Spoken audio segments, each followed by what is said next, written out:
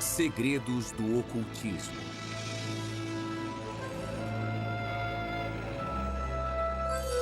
Os cientistas.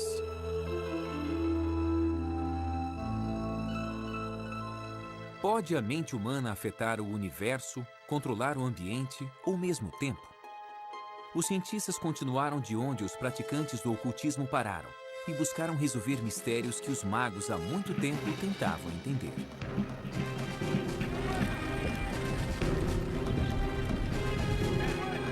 17 de março de 1863. John Pelham conduz sua tropa para a Batalha de Kelly's Ford, na Virgínia. Pelham é lembrado por sua coragem, mas essa foi sua última batalha. Mais de um século depois, em Illinois, Margaret Barrett sente uma dor terrível na cabeça. Teriam essa enfermeira do meio oeste e um major da Guerra Civil alguma conexão? Margaret acredita que foi o major numa vida passada. Quando as pessoas têm uma experiência com vidas passadas, a verdade é inquestionável. É uma prova autoevidente. Qualquer um pode duvidar da existência dessa vida passada, menos a pessoa que a experienciou. Você não pode tirar isso dela. Ela sabe. A maioria pensa diferente, mas homens como Isaac Newton, Galileu e Carl Jung são responsáveis por alguns dos maiores avanços da ciência, que um dia foram considerados misticismo. Como saber se coisas que vemos hoje como sobrenaturais e inconcebíveis não se mostrarão ciência totalmente legítima daqui a 50 anos? Desde a Renascença, os cientistas foram muito além das fronteiras estabelecidas. Antes da era da tecnologia, os cientistas confiavam na crença e na intuição. Os primeiros ocultistas acreditavam que o universo era um campo de consciência que eles acessavam para decifrar a obra dos deuses. Achamos que estamos separados uns dos outros, mas nós somos parte de um vasto universo. Essa é a ideia central que os magos ocultistas tinham. Eles expressavam muito bem quando diziam, assim no céu como na terra. Significa que não importa para onde olhemos, os padrões são os mesmos. No nível microscópico, no nosso nível ou no nível cósmico. Aqueles magos acreditavam que o universo e a mente estavam ligados. Uma conexão que os físicos quânticos ainda estão tentando provar. As pessoas acham isso eletrizante, essa sobreposição que existe entre o modo como o cérebro funciona e como o universo funciona. Mas outras práticas da nova era, como o uso da mediunidade e a exploração de vidas passadas, não são aceitas. Todas essas experiências que dizem ser ocultistas, às vezes se originam do corpo de uma patologia cerebral. E isso faz a gente repensar sobre a causa desses fenômenos. Só porque pessoas com epilepsia no lobo temporal experienciam Deus, não precisam negar a ideia de Deus. Mas isso te faz pensar sobre o que é experiência religiosa, porque há conexões neurais que predispõem à religiosidade e ao misticismo. O elo entre magia e ciência sempre foi forte. E uma vez que o místico é provado, se torna um fato científico. É uma busca que tem moldado a visão de mundo do homem desde os tempos de Newton. Isaac Newton nasceu no século XVII, quando o homem ainda acreditava que a Terra era o centro do universo. Ele é conhecido tanto como o pai da ciência moderna, como o último dos grandes magos. Newton era de um intelecto extraordinário. Ele podia se concentrar por horas intermináveis, às vezes durante dias, numa única questão, e mantinha em mente todas as partes. Newton imaginava vividamente suas teorias e somente depois as levava para o campo dos experimentos, uma prática hoje chamada de estado alterado de consciência. As pessoas podem fazer isso ao correr ou se exercitar. Dá para fazer isso jejuando, dá para fazer isso bebendo, se drogando, dá para fazer isso rezando, meditando, ou então pela hipnose. Há muitas práticas diferentes ao longo de milhares de anos pelas quais as pessoas alteram seus estados de consciência. Eu acho que a criatividade requer algo como a aceitação da intuição, aceitação da inspiração como ponto de partida para ideias que se revelam profundas, importantes, mesmo as ideias científicas. Se você se abre para o cosmos, você se abre para novos conhecimentos. Newton se apoiava em grande parte num homem que morreu em 1642, o mesmo ano em que ele nasceu, Galileu. Quando Galileu estava mapeando as estrelas e os planetas, a astrologia já era uma ciência de alguns séculos. Nas antigas escolas de mistério, vamos dizer dos egípcios, assim como dos pitagóricos, a meta era se conectar com os deuses e implorar que eles fizessem algo. Os deuses, com seu poder, poderiam atender. Galileu não estava tentando contatar os deuses, ele estava tentando explicar sua obra. Durante a Renascença, os cientistas seguiram os ensinamentos de Aristóteles. As teorias desse grego do século III a.C. eram aceitas pela Igreja Católica. Bem, a ideia de movimento era muito diferente do que nós entendemos hoje em dia. A noção era de que todo tipo de objeto ou substância tinha seu lugar natural. E a terra estava embaixo, depois a água, o ar e o fogo, e por cima a quintessência da qual o céu era feito. Os objetos tenderiam a permanecer em seus locais naturais, e para movê-los você precisaria empurrá-los continuamente. Ele também dizia que a Terra era o centro do sistema solar e que um objeto pesado cairia mais rápido que um mais leve. Até Galileu, essas eram verdades aceitas. Galileu confirmou que a Terra girava em torno do Sol. Aristóteles achava que a matéria cai porque conhece seu lugar no cosmo. A mão de seu criador a guiaria de volta ao local de origem. A compreensão de Galileu da gravidade era bem mais avançada. E ele usou métodos científicos para provar suas teorias. Aristóteles, um grande pensador, achava que objetos pesados caem mais rápido do que objetos leves. E precisaria de 5 minutos para testar isso. Tudo o que ele precisava era de 5 minutos para subir numa casa, pegar uma rocha, uma ervilha e jogá-las ao mesmo tempo. Ele nunca testou. A razão é que o conceito de experimento é estranho para a mente humana. Mas não para Galileu. Ele fez o experimento e viu que eles caem no mesmo ritmo. É por isso que pensamos em Galileu como um grande gênio. Porque ele mesmo disse, podemos fazer perguntas sobre a natureza, não ter noções pré-concebidas. Podemos começar nos perguntando, o que acontecerá se eu jogar a rocha e a ervilha? E veja só, ele descobriu algo contra-intuitivo, que qualquer um pode testar e verificar. Galileu desacreditou completamente a sagrada visão de mundo aristoteliana endossada pela Igreja e pagou caro por isso. Os cardeais da Inquisição rejeitaram suas teorias. Ele continuou publicando e por isso foi considerado culpado por heresia. Galileu foi condenado à prisão domiciliar em 1633 e passou o resto da vida sob a vigilância da Inquisição. Levou 350 anos para a Igreja admitir que estava errada. Nesse meio tempo, Newton havia confirmado as conclusões de Galileu. Isaac Newton era fascinante. Ele nasceu num dia de Natal, era filho de uma viúva. Ele foi criado em um ambiente um tanto austero até sair para a universidade e jamais abandonou a academia. Ele estudou pelo resto da vida. Desde jovem, estudou tudo que havia disponível para estudar. A Renascença havia se alimentado da redescoberta de textos perdidos dos antigos gregos e dos ocultistas. Acadêmicos como Newton se empenhavam para descobrir novas ideias da ciência, religião e magia. Newton não era apenas um cientista, era um alquimista declarado. Muitos dos homens mais brilhantes da história, inclusive Isaac Newton, foram para a alquimia, foram atrás de várias questões ocultas porque queriam descobrir como as coisas funcionam e queriam ir tão longe quanto precisavam para satisfazer suas mentes curiosas. Na época de Newton, não havia grande distinção entre magia, espiritualidade e ciência. Os cientistas usavam qualquer método para expandir seus conhecimentos. Ele gastou anos procurando pela joia mais preciosa da alquimia, a pedra filosofal. A pedra não era uma gema concreta, mas um nível mais elevado de consciência que levaria a novas descobertas científicas e espirituais.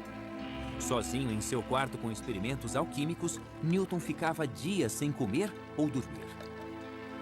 Quem estuda a criatividade diz que há vários estágios. Primeiro é preciso aprender tudo o que der. Depois deixar tudo isso incubado, como que borbulhando dentro de você.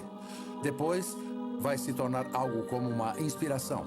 Era o que os alquimistas tentavam fazer na época e o que Newton fez com tanto sucesso. Newton partiu do desafio de Galileu de refutar Aristóteles. Quando ele se concentrou na teoria de Aristóteles dos objetos em queda e da órbita dos planetas, ele chegou à mais importante descoberta da física, a gravidade. Isso mudaria tudo. Quando Newton pensou na gravidade, ele teve que conceber a ideia de que dois corpos podem atrair um ao outro à distância. E ainda hoje nós lutamos para entender como isso acontece. Quero dizer, como é que o Sol sabe que Júpiter está ali? Ninguém sabe. O ramo emergente de cientistas empiristas se sentiu desconfortável com a ideia de que um objeto pode afetar outro objeto sem tocá-lo, sem estar conectado com ele de algum jeito. Mas eis que Newton surge com uma teoria matemática que se encaixa perfeitamente nas observações astronômicas, mas que requer que haja uma força entre dois objetos diferentes quando não há nada entre eles. Ele basicamente se baseava na ação à distância, não importando o quanto isso incomodasse a ele mesmo ou qualquer outro. Newton também foi o primeiro a descobrir as propriedades da luz e acreditava que a luz era composta de partículas. A visão aristotélica de mundo não aceitava a ideia de átomos, de componentes indivisíveis dos objetos. Mas fica bem claro nos textos de Newton sobre a luz que ele teve algumas ideias definidas sobre isso. Ele pensou na luz como uma corrente de minúsculas partículas movendo-se rapidamente, corpúsculos, como ele a chamou. Em 1687, Newton publicou sua obra-prima, Principia, e se tornou uma sensação internacional. Nesse livro, ele desenvolveu suas 3 leis do movimento: a lei da inércia, a relação entre força e movimento e a última regra: para toda ação, há uma reação oposta e de igual intensidade. Em 1660, um espectro do passado assombrava Londres: a peste negra. 70 mil pessoas morreram e logo depois houve o grande incêndio. Mas em meio a esse tumulto, havia uma sede por ciência. Em 1660, um grupo de elite de cientistas britânicos formou a Sociedade Real, a primeira organização da história devotada à ciência. A Sociedade Real começou como uma espécie de clube dos inteligentes. Eles se reuniam e discutiam todo tópico concebível. Talvez fosse um pouco arriscado, é claro, porque a todo momento a Inglaterra tinha espasmos de repressão religiosa. A ameaça da igreja não os deteve. O próprio Newton liderou a Sociedade Real por 24 anos, mas este foco quase místico iria inspirar uma nova geração a olhar para o universo interior. O cérebro humano, olhado superficialmente, é uma máquina bem ajustada de neurônios e nervos perfeitamente sincronizados para movimento, aprendizado ou até defesa. Mas o cérebro não tem apenas impulsos elétricos. Este órgão notável contém pensamentos, memórias e alguns diriam até mesmo a alma. A descoberta da gravidade por Newton transformou a maneira como a ciência entendia o universo, mas outro membro da Sociedade Real, Thomas Willis, estava prestes a superar Aristóteles em outro campo, a medicina. Willis começou a primeira exploração científica do cérebro e de seu software, a mente. Thomas Willis foi um físico inglês. Ele descobriu como estudar o cérebro, o que era difícil de fazer, porque o cérebro deteriora poucas horas depois da morte. O progresso na medicina vinha sendo obstruído por um duradouro tabu contra a dissecação do corpo humano. Foi preciso um certo relaxamento das regras para que a dissecação ocorresse. Muitas vezes os praticantes eram de fato criminosos, eram considerados criminosos apesar de serem cientistas. Aquilo era contra a lei e ia contra tudo e todos dissecar um corpo humano. Até a Renascença, os eruditos acreditavam na visão de Aristóteles de que o coração era a casa da mente. Poucos na medicina poderiam conceber que aquela massa branca disforme dentro do crânio poderia ser a morada da razão e da expressão artística. Willis suspeitava que o cérebro tinha mais do que seus colegas supunham. Então ele descobriu uma maneira de preservar o cérebro para distinguir cada uma de suas partes de uma maneira que ninguém soube fazer antes. Como Newton, Willis era um alquimista e usava o experimento para tentar chegar à verdade. Willis foi o primeiro a dissecar os nervos que levam ao cérebro. Ele explicou como funcionam em conjunto. Suas aulas deixavam as audiências enfeitiçadas. Em 1664, ele publicou Cerebri Anatomy, na época o mais completo estudo do cérebro. Um jovem estudante chamado John Locke partiu de seu trabalho para investigar a natureza do pensamento. Locke era, antes de mais nada, um filósofo. Em 1660, ele havia publicado um ensaio sobre a compreensão humana, também se distanciando de Aristóteles. John Locke desafiou a noção aristotélica de que as ideias eram inatas na mente humana. Ele preferiu se focar no desenvolvimento das ideias, no desenvolvimento de seu processo e em como o cérebro apreende o universo.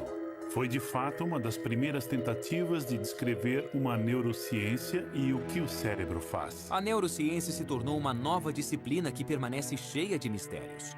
É verdade que há um cérebro com os neurônios em ação e há uma mente.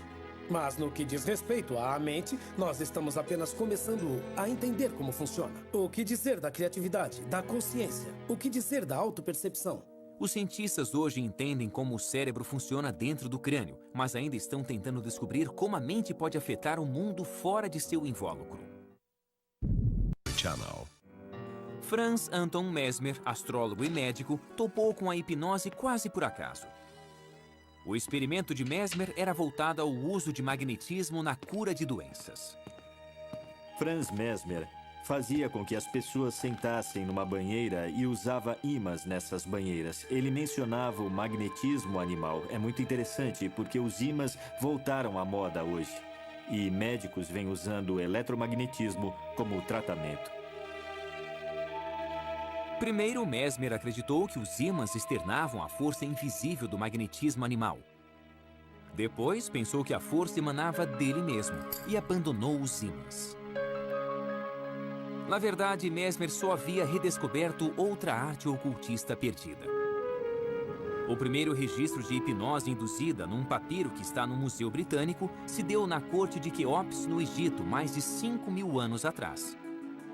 Posteriormente, videntes do oráculo grego de Delfos se auto-hipnotizavam para prever o futuro. A hipnose, tal como praticada hoje nos Estados Unidos, começa com Franz Mesmer. Mas se você olhar mais para trás, toda cultura tem um jeito de entrar em transe. Pode ser usando música, pode ser usando dança, pode ser sentado em meditação. Seu tratamento se tornou popular em 1770 e a fama de Mesmer logo se espalhou quando inúmeros pacientes afirmaram terem se curado através do mesmerismo. Ele podia colocar as pessoas em transe e sugerir a elas coisas que eram boas, como se curarem, como ficarem bem. Ele ficou famoso por isso, o que levou à criação de um comitê de cientistas. Aliás, Benjamin Franklin era um deles. Eles tentavam decidir se algo daquilo era real ou não. Eles disseram, bem, o mesmerismo funciona, mas achamos que funciona por causa da imaginação, não por um princípio operacional. Mesmer foi acusado de charlatanismo por muitos. Mas em 1843, o cirurgião londrino John Ellison começou a usar o que chamou de coma hipnótico para realizar uma cirurgia complexa sem dor. A anestesia ainda não havia sido inventada e a técnica de Ellison resultou em mais de 300 operações bem-sucedidas. Mas a influência de Mesmer teve vida curta. Com a descoberta do éter, a hipnose foi novamente dispensada pela medicina tradicional. Então, em vez de aceitar a ideia de que nossas crenças podem nos ajudar a nos curarmos e nos recuperarmos, eles apenas descartaram a obra de Mesmer. Mas ele havia criado os fundamentos da hipnose moderna, uma prática que hoje é aceita normalmente como uma forma de tratamento pela medicina. A hipnose requer sugestão e imaginação. Nosso corpo não pode distinguir entre experiências reais e imaginadas. Por exemplo, há um estudo recente sobre raiva e doenças cardíacas. Para deixar as pessoas com raiva, os pesquisadores faziam com que elas imaginassem situações que as deixassem com raiva. E quando elas se imaginavam com raiva, seus corpos respondiam como se houvesse um motivo, uma causa para a raiva, e havia uma mudança notável. Mas o mais belo desse experimento é o poder da imaginação. Nossa imaginação pode nos deixar nervosos. Nossa imaginação pode nos deixar alegres ou tranquilos. Se ficamos com raiva ou alegres, é escolha nossa. Todo um campo de medicina alternativa se desenvolveu utilizando técnicas de sugestão para promover a cura. Há mais de 22 estudos realizados com visualizações na cura do câncer. 18 deles mostram conclusivamente que a visualização ajuda a combater o câncer.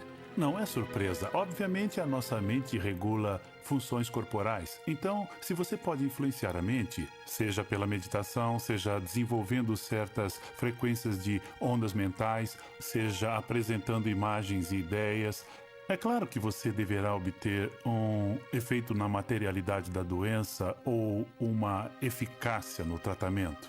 Cientistas estudaram o fenômeno cuidadosamente, mas ainda não é claro como e por que ele funciona. Há 2 critérios quando se encontra um novo fenômeno. Um é, ele se encaixa no panorama do que sabemos em ciência ou sobre a mente? O segundo é, pode repeti-lo? A hipnose é rejeitada pela primeira razão, que não é o melhor motivo. Ou seja, como situá-la no que sabemos sobre mente e cérebro? O que é hipnose? Como você entra na mente de alguém e o faz abanar a mão ou agir como um bobo? Não faz sentido. Rejeite. Mas e o segundo critério, repetibilidade? Você pode repeti-la até em centenas de pessoas. E isso vem nos desafiando há uns 100 anos. Sabemos que é um fenômeno válido, perfeitamente legítimo, mas só não temos uma explicação para ele. Antes de Mesmer, os médicos lutaram por séculos para entender os problemas que eles viam em seus pacientes e que não podiam ser explicados pela ciência médica da época. Em 1885, a humanidade estava mudando. Carl Benz havia criado o primeiro veículo movido a gasolina. O Dr. Sigmund Freud estava numa grande empreitada, tentando resolver os problemas emocionais de seus pacientes. Ele tentou a hipnose. Colocando seus pacientes em transe, ele descobriu que eles se lembravam de traumas do passado. Os físicos haviam desenvolvido uma nova compreensão sobre a energia. Ela não podia ser destruída, apenas transformada. Freud se inspirou nessa descoberta. Ele era brilhante, tinha opiniões firmes e era um grande estudioso. Então, ele olhou à sua volta e viu um conhecimento sistematizado que ganhava força no que era chamado de ciência natural e que depois se tornou a física. Ele pegou aquelas metáforas e as passou para a psique. Freud descobriu o inconsciente. Ele viu a personalidade humana como um sistema de energia psíquica. A energia que não se expressava conscientemente se desviava para o inconsciente do paciente, criando as neuroses.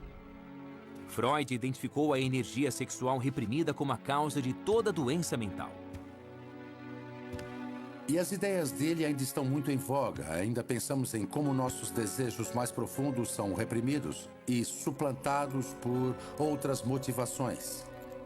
É a extrapolação freudiana do modelo físico para o domínio psíquico. Freud inventou a psicanálise como um método para liberar os traumas sexuais enterrados no inconsciente. Era uma nova fronteira no estudo da consciência, e apesar de muito do trabalho de Freud ter sido contestado, sua obra propiciou os fundamentos da psicologia moderna. Conservador, Freud jamais se deixaria identificar como um ocultista, mas um de seus seguidores provaria ser tanto um pioneiro nessa área quanto um praticante de ocultismo. Ele queria saber tudo a respeito de tudo, ele lia de tudo. Ele viajou para a África, viajou para a Índia, ele viajou para a América. Ele era alguém que tinha um apetite voraz pela experiência e por tentar entender a psique em todos os tempos e locais e em todos os cantos do planeta. Carl Jung nasceu 10 anos antes de Freud inventar a psicanálise. Filho de um pastor, Jung conduziu experimentos espiritualistas. Ele se tornou psicólogo para explorar as dimensões da mente, mas por toda a vida nunca perdeu o fascínio pelo oculto. Seu herói, Freud, se tornou tanto seu mentor quanto seu maior rival. Ele não conhecia Freud até 1907. E quando eles se viram, conversaram por 13 horas seguidas. E uma das coisas que vieram à tona foi o ocultismo. Jung havia sido um defensor da teoria sexual de Freud sobre a histeria antes de se conhecerem. Ele a defendeu publicamente, mas não achava que a teoria sexual explicava tudo. E quando ele se sentou com Freud por 13 horas, Freud assumiu uma expressão muito séria. Olhou para Jung e disse: "Você precisa fazer uma coisa, meu filho. Você precisa me prometer que nunca vai abandonar a teoria sexual e que vai fazer dela um dogma, uma fortaleza contra a maré negra de lama." E então ele hesitou e disse: "Do ocultismo." Jung se recusou a acreditar que a repressão sexual explicava tudo e não pensava em desistir do ocultismo. E Freud garantiu que Jung pagaria o preço. Jung, na época da ruptura com Freud, era presidente da Associação Internacional de Psicanálise. E Freud não queria deixar a instituição a cargo de Jung. Então, nos bastidores, quase numa prática ocultista, ele formou um pequeno comitê e deu a cada um dos membros um anel e fez com que cada um jurasse segredo. Então, eles começaram uma certa conspiração para se livrarem de Carl Jung. Depois de romper com Freud, Jung caiu numa depressão de 6 anos. Ele se retirou para sua casa de campo em Bollingen. Como Newton, muitos séculos atrás, ele estava em busca de sua própria pedra filosofal. Ele lutou contra sua depressão e emergiu com um novo tipo de psicologia, imbuída de pensamento místico. Ele usou cartas de tarô, usou astrologia. Mas mais importante do que cartas de tarô ou astrologia é que Carl Jung acreditava na intuição. Jung disse uma vez: o que o terapeuta faz é por seu paciente em contato com a intuição. E quando o terapeuta faz isso, seu trabalho está feito. Durante seu retiro, Jung concluiu que era pela astrologia, a alquimia, a mitologia e o I Ching que os primeiros magos investigavam a consciência humana. E deu seu grande salto, vendo a psique como um campo de energia muito maior do que a personalidade individual. Ele a chamou de inconsciente coletivo. O inconsciente coletivo inclui todas as coisas que não nos são pessoais, que nos transcendem, que são os conteúdos transpessoais e impessoais do inconsciente, que Jung chamou de arquétipos.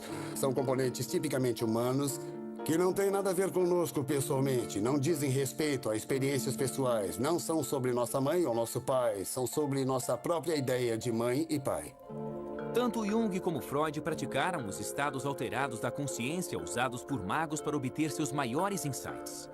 Para Freud, era um método de associação livre. Para Jung, era um método de imaginação ativa, onde você deliberadamente induz a fantasia e fala sobre aspectos de você que estão personificados em formas imagéticas. É como no ocultismo, na mediunidade ou nas sessões, pensando que você fala com os mortos, quando na verdade você fala consigo ou com diversos eus interiores. Freud havia isolado a personalidade num pacote de neuroses, guiado apenas pela repressão sexual, ao passo que Jung levou o individual a um patamar maior, um lugar mais vasto da humanidade, com sentido e continuidade. Nós temos tanto o inconsciente pessoal como o inconsciente coletivo. O inconsciente pessoal está mais alinhado com a nossa alma e o inconsciente coletivo é a sabedoria, os arquétipos, os mitos, as universalidades que qualquer um pode tatear. Então todos temos nosso caminho pessoal e todos temos um caminho coletivo. As ideias de Jung inspiraram muitas práticas da nova era. A mediunidade pode talvez vir de algo como o inconsciente coletivo de Jung. Provavelmente a maioria dos médiuns diria que vem de um nível mais alto de sabedoria. E talvez seja a mesma coisa. Sem dúvida, esse é um conceito que se relaciona com o inconsciente coletivo. Mas a apresentação típica é como se uma entidade, uma alma desencarnada, um grupo delas que existisse em outra dimensão, decidisse nos ajudar ao incorporar sua sabedoria num de nossos amigos ou vizinhos. Durante séculos, o estudo do universo e da mente foram disciplinas separadas. Em 1905, com 30 anos de idade, Jung conheceu um jovem alemão que trabalhava como escriturário num escritório de patente suíço, Albert Einstein. De certa forma, Einstein tinha um coração místico. Quando criança, ele havia observado os movimentos da agulha de uma bússola e jurou que um dia iria conhecer a mente de Deus. Como Newton, ele entrava em estados alterados da consciência que chamava de exercícios mentais e intuitivamente chegou às suas descobertas. Somente mais tarde, Einstein iria retomá-las com fórmulas e provas. Naquele ano, Einstein publicou 5 artigos sobre a nova física no jornal Annalen der Physik. Teorias que reescreviam as regras do universo. Nelas, ele apresentou a teoria da relatividade, defendendo que tempo e espaço são relativos, conceitos mutáveis, não absolutos.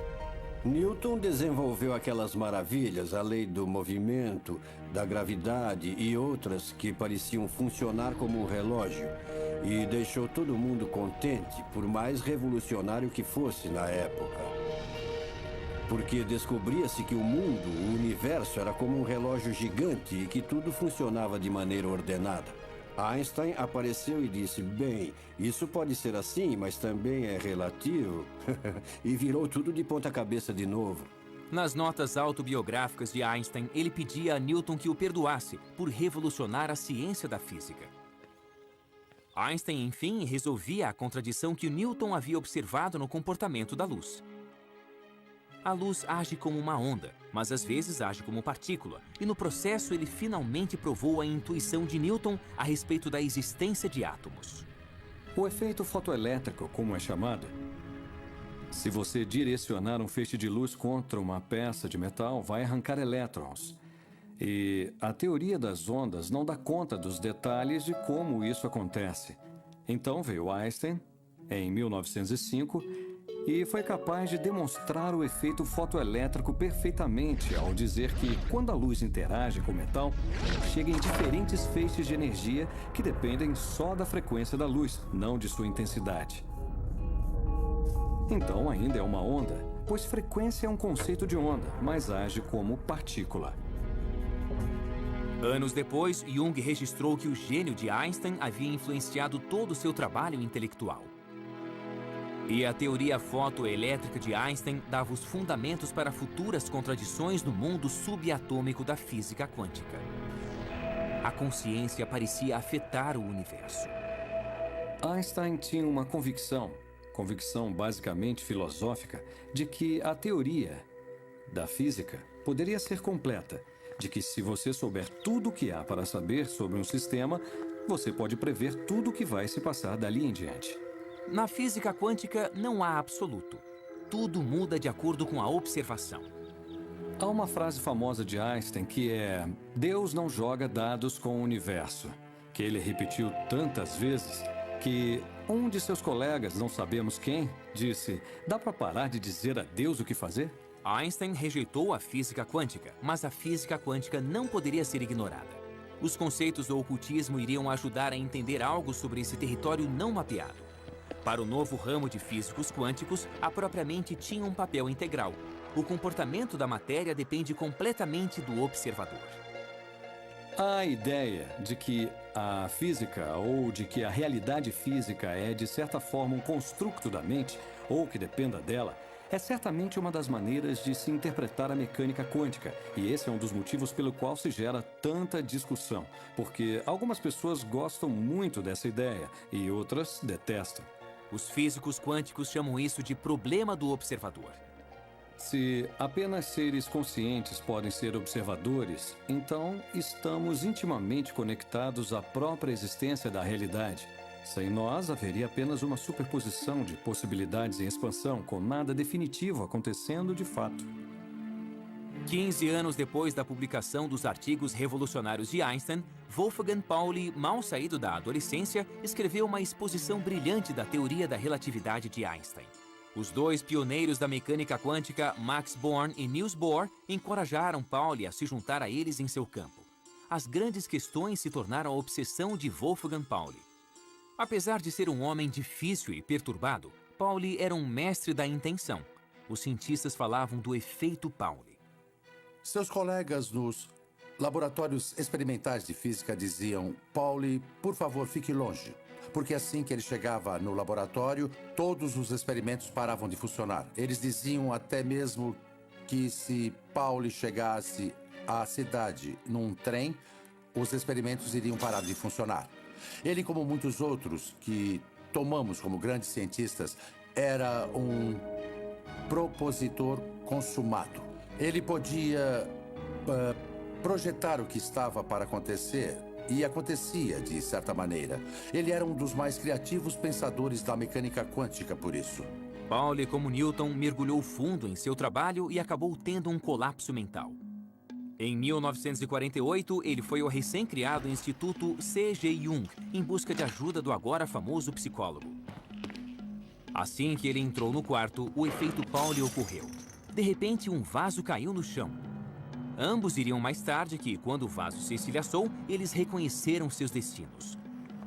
Juntos, eles tentariam compreender o universo usando tanto a física quanto a psicologia. Pauli se tornou um dos grandes contribuidores no desenvolvimento da física quântica, em parte pelas intuições de que ele se valia e, ao menos em parte, pela colaboração com um grande pensador intuitivo, Carl Jung, num campo bem diferente do seu. E, por sua vez, Jung entendeu muito mais e foi mais capaz de expressar com rigor as coisas que sabia devido às contribuições de Pauli. O próprio incidente os levou a desenvolver o conceito de sincronicidade, onde dois eventos supostamente aleatórios colidem para criar significado.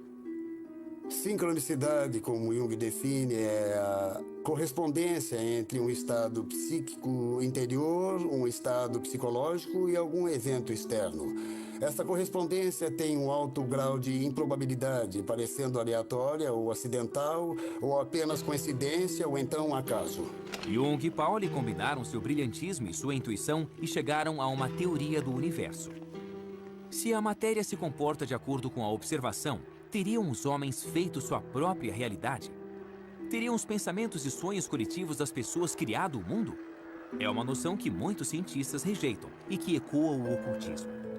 As antigas ideias ocultistas de uma consciência latente que permeia nosso mundo tornam muitas das interpretações da mecânica quântica muito mais simples. Porque se a consciência é essencial para o ato da observação, para trazer uma realidade definida dessas ondas quânticas de probabilidade, a vida, de certa forma, se explica melhor se houver outras fontes de consciência além da nossa. A última tentativa de se unificar as teorias de campo de Einstein é a teoria das cordas, que casa a física de Newton com a física quântica em uma nova teoria da gravidade. Teóricos das supercordas acham que no menor nível imaginável, toda a matéria é feita de cordas vibráteis. As diferenças nas observações em física quântica não viriam do inconsciente criando o universo, mas de pequenas variações nas vibrações. A teoria das cordas unifica o pequeno e o grande. Nós temos a teoria de Einstein da relatividade geral, que é uma teoria para a força gravitacional e funciona muito bem para explicar o universo em larga escala. Nós temos a mecânica quântica, que é a teoria do muito pequeno, que também funciona extremamente bem. O problema é que essas teorias não são compatíveis. Você não consegue chegar a uma teoria de gravidade quântica por nenhuma das abordagens convencionais. A teoria das cordas parece extremamente promissora, porque é essencialmente uma teoria quântica. Se for provada, implica num fascinante reino de universos paralelos e múltiplas dimensões. O que a teoria das cordas faz elegantemente é dizer, ok, existem essas coisas minúsculas chamadas cordas de que são feitas todas as outras partículas que existem no universo. E essas cordas são apenas energia. Portanto, se nós descemos para a mais minúscula partícula ou menor elemento do que existe, já que se trata apenas de energia, podemos pensar em nós mesmos como mera energia, o que seria satisfatório para muita gente. Pode-se ver isso de uma maneira religiosa, química ou física. Mas essas teorias talvez nunca sejam provadas. Os cientistas afetaram nosso mundo com um trabalho que no começo parecia magia. Em 1895, Conrad Rankin fazia experiências com raios catódicos quando notou um brilho verde numa tela pintada em sua bancada. Mas o raio catódico estava coberto com papel preto, o que significa que os raios invisíveis atravessaram o objeto sólido. Investigando mais, ele descobriu que os raios podiam atravessar a pele, revelando os ossos da mão de sua esposa. Imagine a reação das pessoas. Aqui tem... Bom, tente imaginar que tem uma mesa e tem uma gaveta. E dentro dela tem um filme. Eu vou passar esses raios misteriosos por sua mão e você vai ver os seus ossos.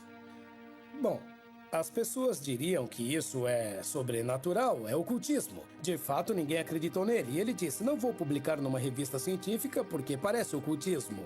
Então vou publicar num jornal. E ele publicou a mão da esposa no jornal. Dava para ver os ossos da mão e ele entrou para a história. A obra de Rankin poderia facilmente ter sido rejeitada.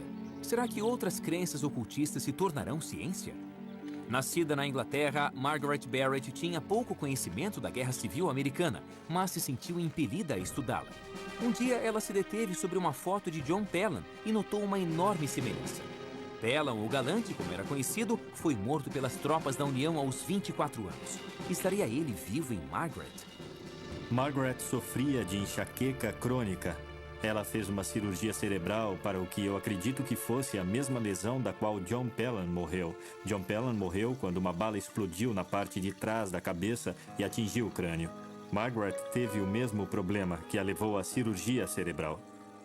Então, o que fazer com a crença de Margaret na aparente conexão entre a morte de Pelham e seu problema? Quando conduzo uma regressão a vidas passadas, a primeira coisa é tentar criar uma ponte.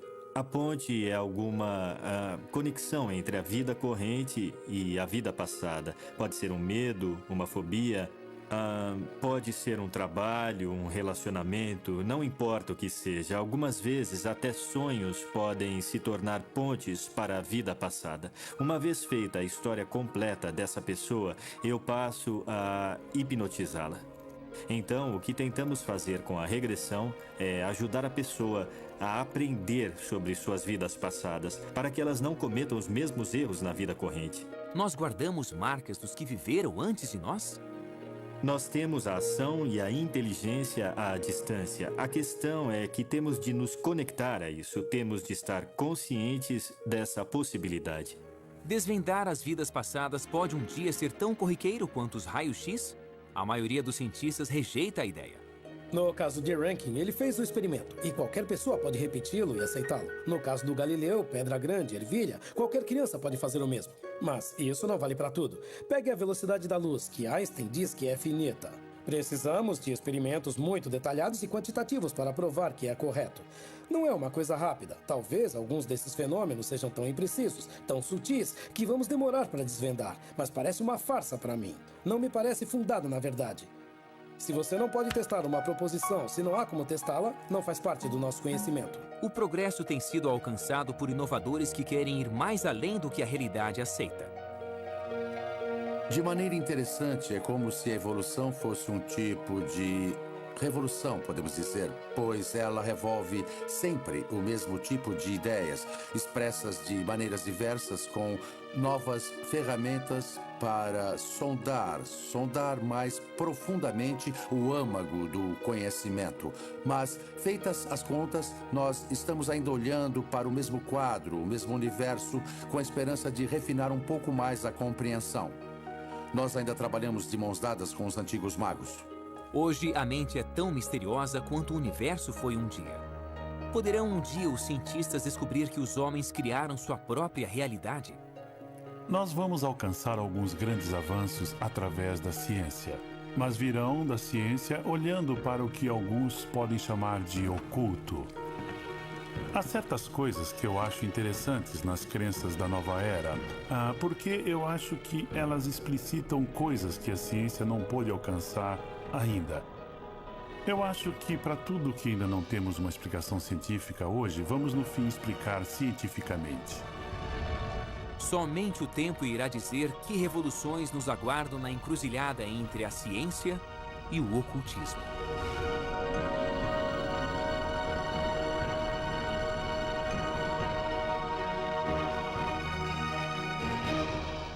Versão brasileira, Tempo Filmes, São Paulo.